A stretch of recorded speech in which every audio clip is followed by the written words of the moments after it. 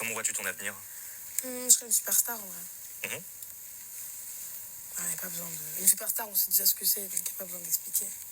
Merci à moi. Parce que je suis jamais désolée d'être la plus Le personal branding et le storytelling tout autour de Théodora est juste parfait.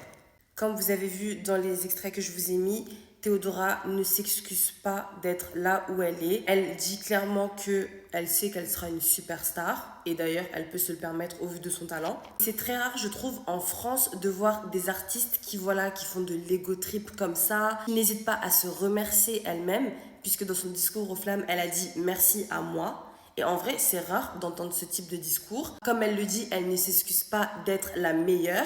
Des éléments de langage liés à l'ego trip. Il y en a qui diront peut-être l'arrogance. Moi, je trouve pas. Au contraire, c'est ce qui crée son storytelling, c'est ce qui crée son personal branding. Et du coup, ça lui crée une image forte. Et pour moi, c'est ce qui fait qu'il y a tout un engouement autour d'elle. Alors oui, il y a le talent d'un côté, ça on peut pas le nier, mais il y a aussi toute cette narrative qu'elle crée autour de son personnage qui font que les gens sont attachés à elle, veulent la suivre ses projets. Forcément, en fait, le type de discours que Théodora a va faire sens auprès de énormément de personnes, des personnes qui ont peut-être des problèmes de confiance en soi. Et du coup, entendre une personne dire « mais je vais pas m'excuser d'être la plus forte, moi je sais que je suis une superstar », du coup, elle génère de l'inspiration. Des gens vont s'identifier à elle, vont la trouver inspirante. Donc pour moi, c'est une très belle gestion de son image. Et go girl.